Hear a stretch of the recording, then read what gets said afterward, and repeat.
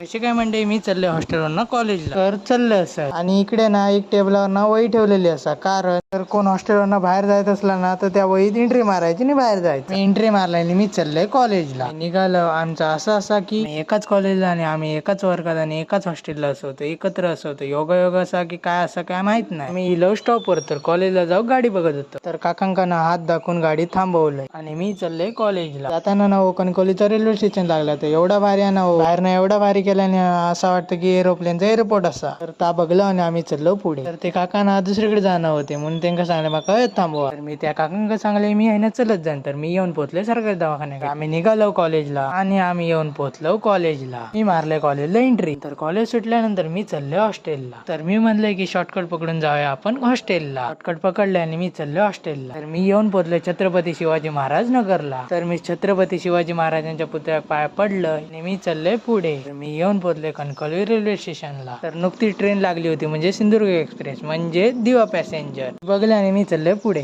थोडा वेळ पाऊस शेवटी गेलो. तिकडे ना लावणी सुरुवात केलेली असतात. तर तुमच्याकडे सुरुवात केल्या की नाही कमेंट मध्ये नक्की सांगा. नंतर मी येऊन पोहोचले मुर्डेश्वरच्या ग्राउंड कडे. इकडे ना वॉकिंग साठी किंवा खेळण्यासाठी किंवा गाडी शिकवण्यासाठी किंवा स्पोर्टची तयारी करण्यासाठी इकडे कोण नाही कोण येतात. आताशे कोण नाही. थोड्या वेळ मी येऊन पोहोचले हॉस्टेलवर. तुम्ही तो जर फॉलो करा आणि युट्यूबला नक्की सबस्क्राईब करा.